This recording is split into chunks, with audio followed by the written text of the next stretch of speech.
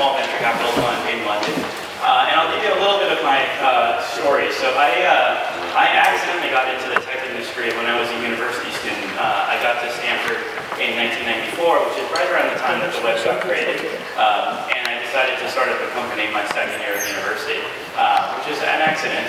There wasn't that much that I knew about the web, but I happened to know a little bit more than most people because I was probably on it, because not that many people were actually online at that point. We built Hewlett-Packard's first website, we built Apple's first website, we were a web design company. We raised no venture capital, and about a year and a half later, about 2 years later, we sold to KPMG. That was a good outcome. And then I decided to do a second business where I wanted to build a network switch. I ended up spending a lot of time with the VC community and raised about $1.5 million. And that company went kind of kaput. So then I joined another company, which is one of my advisors' companies.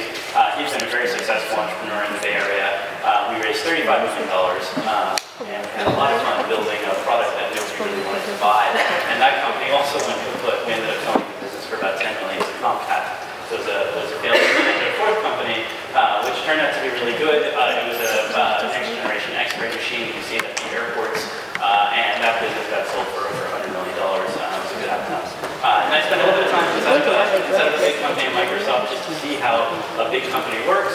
And then I switched over to becoming an investor, which is a very normal path, I think, for most of the venture community, which is I joined Accel, which is a big venture capital fund. It's the same fund that backed Facebook. I joined their London office and then began investing in London. Had a couple of good, interesting investments. Probably the most notable was a company called Playfish. It was a video game that was built on top of Facebook. And that got acquired by Electronic Arts about 2 years later for $400 million. It was a great outcome for those guys. So learned a little bit about the investing business, and I went off to do my own investments. So I think today is probably one of the most interesting times to be an entrepreneur. So I gave you my background because I wanted to talk to you about what the differences were when I started, which was in 1995, to what's going on today. I think for the first time ever, you can build very successful technology companies without any investments. And this is actually probably really interesting. So what used to cost us about $3 or $4 million to be able to build a few years ago, you can now do for $10,000, maybe $100,000, and usually on an ongoing basis, right? You can use services like Amazon. You don't actually have to go build your own data center. And this is really interesting because I think if you have a good idea, you don't actually need a lot of capital to get going. You can almost do it in your bedroom or in your garage and actually get some scale. That's kind of that's one very, very, very big structural change.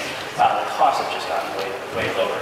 The second big structural change is we have distribution today that we can only dream of. So back when I started, there were about 50 million people online. Today, there are about 2 billion people online. And we actually have platforms that you can build on top of that you can get to the 2 billion people pretty much in one shot. So we have Facebook as a distribution platform. We have app stores as a distribution platform. It's much, much, much easier to be able to go out and reach those guys. And so as a result, I think what's ended up happening is you have two very different kinds of companies today. I think you have the companies that are shooting for large billion-dollar outcomes, which are the traditional venture-backed companies. And then I think what you have is these companies which I call them scalable small businesses. They're businesses that I think are small businesses, but unlike a small business like setting up a restaurant or setting up a corner shop, these are businesses that can get to tens of millions of dollars in revenue. And so I have a friend from Stanford who decided that he wanted to go build a mobile application to be able to monitor his servers. He makes about $3,000 a day building a mobile app. This is not a corner shop business, but this is only a one-person business. He just ended up hiring 2 more guys. That's now a 3-person business, but he makes $3,000 a day, and that's an incredible, incredible business for 3 people.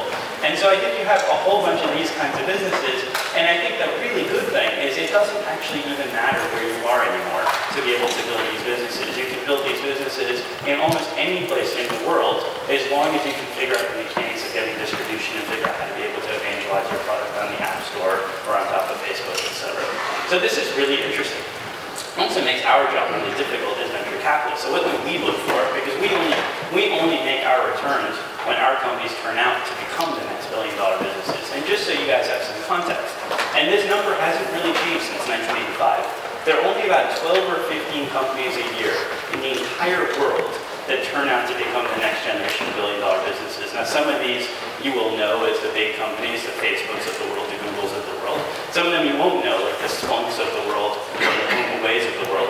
But in every single year, there are only about 12 or 15. It doesn't make a difference if we're going through a big depression, if it doesn't make a difference if we're going through a big expansion. The number stays reasonably stable across the last about 20 years. And so these are the companies that we're chasing after as venture capitalists. Now, about half of those sit in the US, about a third sit in China, maybe a little bit more than a third, and then the rest are kind of scattered, which is good news for us because there are not that many people in Europe chasing after those businesses. And what are the characteristics of some of those businesses? So I think there are three big characteristics, right? So the first is that these are businesses that oftentimes they're inventing a brand new market.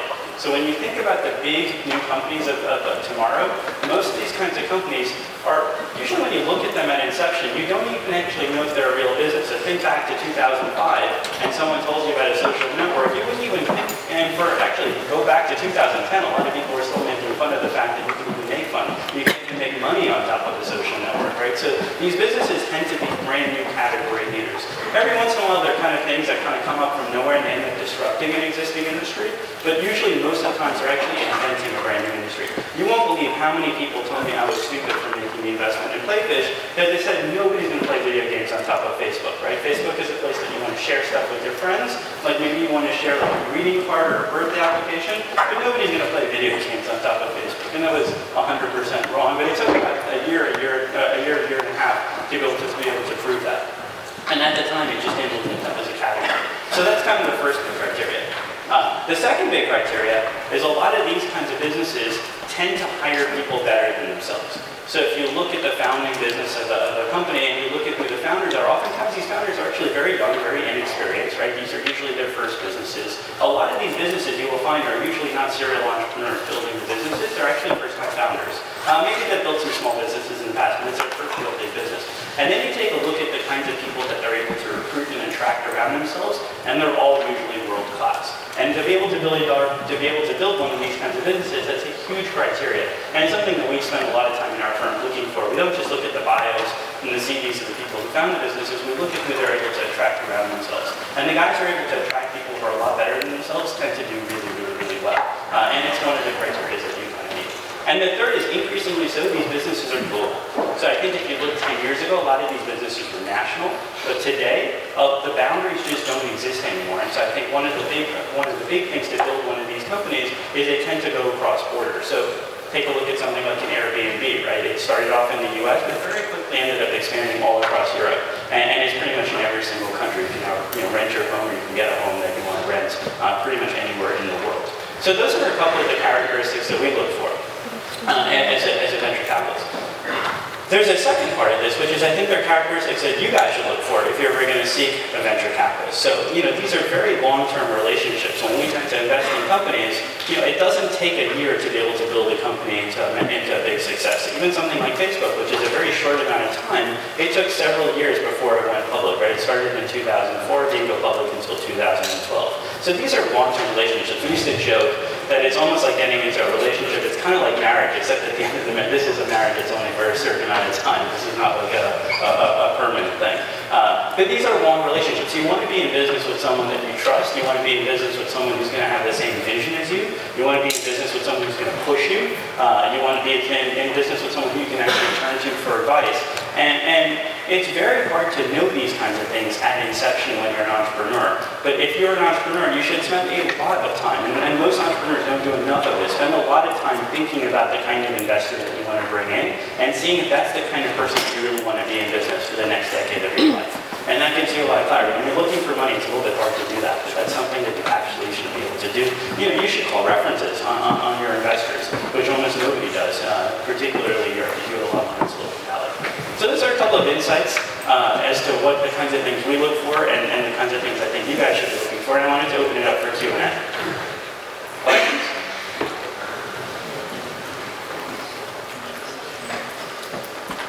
No questions.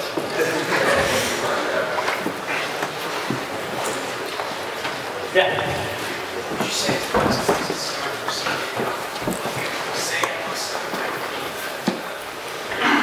maybe someday I want to get into say that maybe someday I want to get into like game design or just set up a company for myself and actually start selling something that I make myself. what would you say is the best way for somebody my age, I'm 17 by the way, what would you say is the best place to start when I actually want to, start working, as it were, instead of just being a student? Yeah, so I think, again, age I don't think makes that much of a difference. There's some societal norms for age, but I think in the tech industry, age doesn't make that much of a difference. The best way to learn is through experience, right? So how do you gain experience? Oftentimes you work with previous generation of successes, so the best way to learn about what's going on in the gaming world is to work for one of the social games companies or one of the mobile games companies. The other way to do it is just to do something on your own. And you'd be surprised at how much information is actually available online. Like again, 5-10 years ago, we didn't have services like Quora, right? Where you can go to Quora.com and you can query a whole bunch of information. There's a lot more information that's on blogs. There's a lot more information that's just so much more transparent. And so, sometimes the best way to learn is to actually do something. And I've come across a lot of folks who, maybe it's not a very successful thing, but they go off and experiment on their own and they learn a lot, right? So there are lots, and one of the things that we look for is we look to see what contributions people check into GitHub, because that tells you a lot about how good they are as a developer, because these days that information is so much more visible. So the best way to do it is to start, or to go work for the previous generation of successes. So basically learn, experiment, work. Yeah, test and iterate. Test and iterate. That's the nature of our learning. That's Yeah. You want to pass it back? What do you mean when you say that you should, as the investors, start the references? So when we make an investment, we'll ask for who you did, where you went to school. We might even call up a few people that you've worked with in the past to find out how good is this person, right? And then how do they represent themselves, and then does this stuff actually check out? You should do the same exact thing with your investors. So you should ask your investors, and it's a very normal question. This is not, no one would get offended if you ask them this. Ask for a couple of situations where it's been bad, and the entrepreneurs that they've worked with, where there's been some real tension, and ask to call up one of those entrepreneurs and see how they behaved, and ask to call up a couple of entrepreneurs that they've worked with that have been really big smashing successes, and see how that investor would added value. And then call up a few folks in the industry who know the person and find out if the person's a good person or bad person to work with. You have to remember when you're going into a venture capital relationship, these things they're not for 2 months or 3 months. This is literally for the next 5 to 8 years of your life, and it's going to be very, very difficult to get rid of this person. So you should absolutely find out how it's going to be to work with this person, and so gather as much knowledge as possible. Now, you can't do this like with 10 different people, but you can almost always do it with 2 or 3 different people.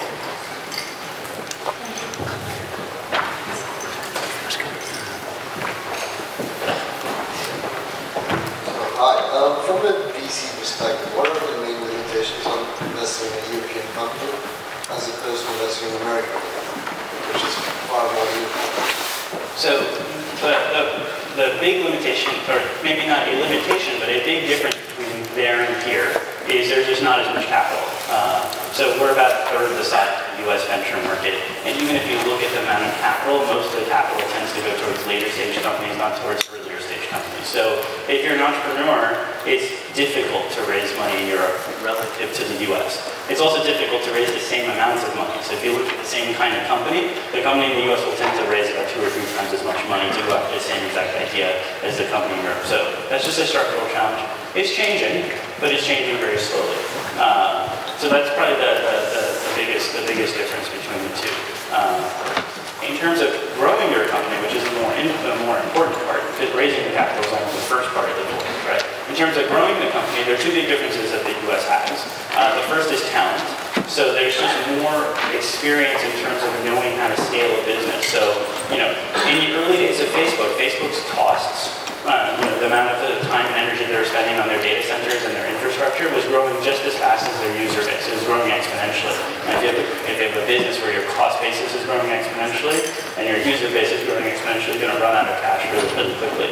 And it took us a long time to be able to figure out how to get that cost curve back down. And the only reason we were able to do it is because there were some world-class guys in Silicon Valley that we were able to bring into the company who were either advisors, and in many cases they ended up working in the company and working with the team. The team were basically all young guys graduating from the top universities, and so this is their first real experience with scale, and they were able to bring and attract that talent. That's harder to do in Europe because there's just not that many companies out there that have succeeded. Again, it's changing, but it's changing slowly. The other thing is the exit market. You know, when it's time to buy your company or you want to sell your company or someone comes in and maintains an offer for your company, there are more of those kinds of companies out in the US who would be willing to do that than there are in Europe. The European companies, the media companies, you know, are not the big buyers. You know, SAP and Nokia are both not the big buyers for our businesses. It's the Googles and the Facebooks, and those guys tend to be on the West Coast. So even if you're in Europe, I think a very important thing is to figure out how to bridge the link between California and Europe. And the truth is, it's easier to do that. I mean, look at the speakers today. There are you know, a handful of folks who are coming out from California. One's flying directly from South by Southwest, right? So the links are getting much tighter in our industry. The world's just getting a lot smaller, but you have to work to be able to do that.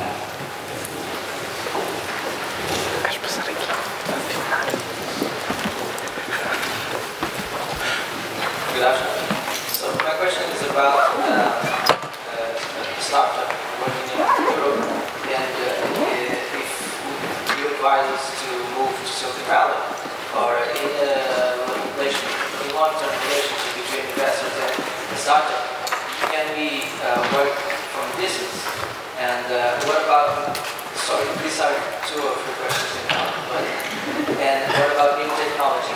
I can get clients first because it's a new industry and it's in the long term to get right.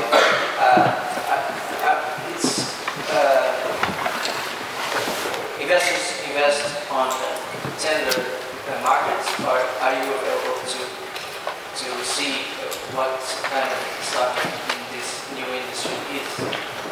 If we have a prototype. But let me do one at a time. And I don't know if I understand the last question that well, so I'll ask you to repeat it. But the first question is, where should you be, here or for Silicon Valley? I get into a lot of trouble in my industry because I actually do tell people that they should find the best place in the world to go build the best company in the world. And if they're confident that they can do that where they are, then they should stay where they are.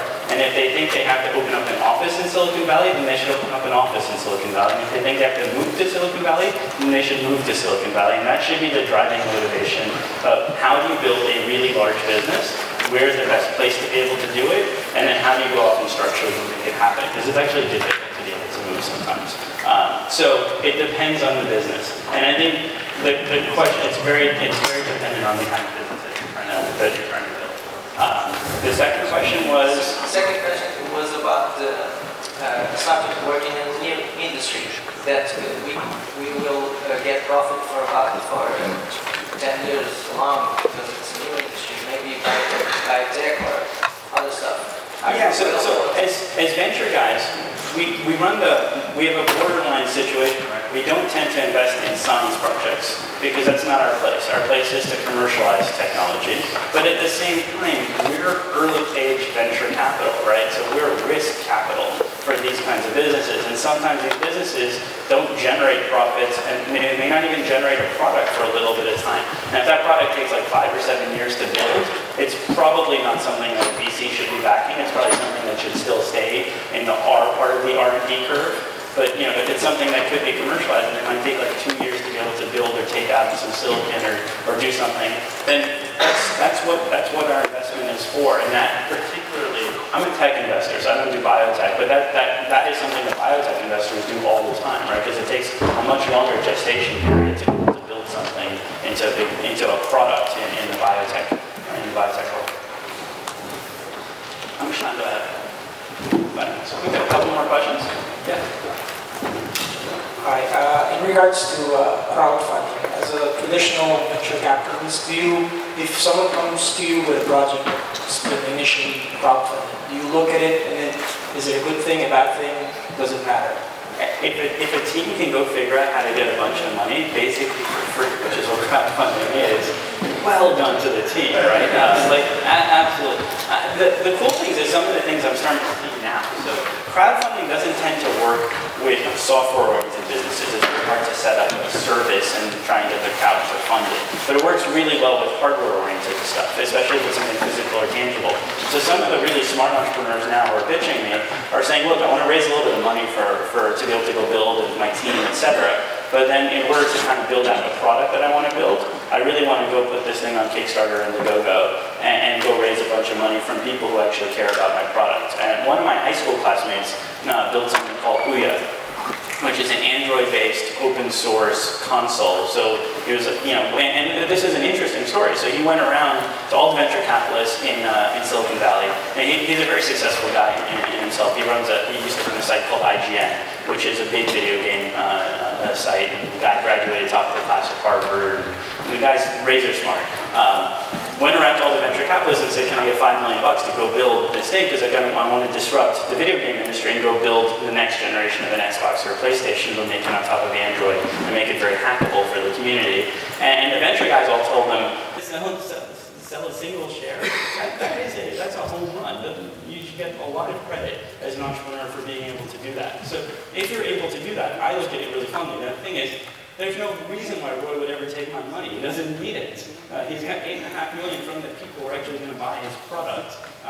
So he doesn't need my money. So it's kind of hard to be able to get into a deal like that, right? So, one last question.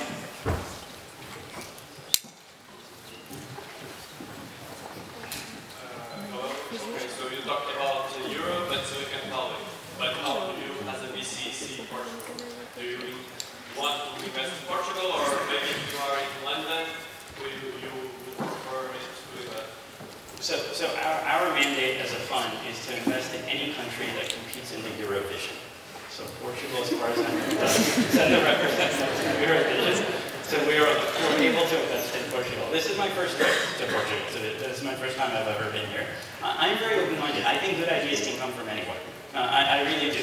And so I don't mind where the team starts. If they're great guys with a great idea, with a great market, I'm very happy to spend a whole bunch of time with them to figure out how to take, and if the company will stay in Portugal, that's great. If it ends up having to move to London, that's great. If it has to move to California, that's also great. I have no barriers about that stuff. The question for me is there a team in Portugal that has a great idea and is targeting a brand new market? Because that's where most of the returns to the industry come from. Cool. Oh, well, I guess one last one. You talked about the apps market. Do you think it's a fad, or it will still be here in 5-10 years as strong as it is today? So my take on the apps market is it's actually very similar to what I see happening in the PC industry, but just like this is well past your guys' time. I'm a little bit older than you, so but this is even almost past my time. So in the 80s and 90s when the PC industry started, there were all these small independent software vendors, right, that built software programs, and were actually able, they were like literally sending floppy disks to people, and they built an industry on the back of this, right? And that was in an era where people didn't buy PCs for their house, and it was a very still small industry, right? And these guys became super successful. Now all of us have a smartphone, except for me, I still have a BlackBerry.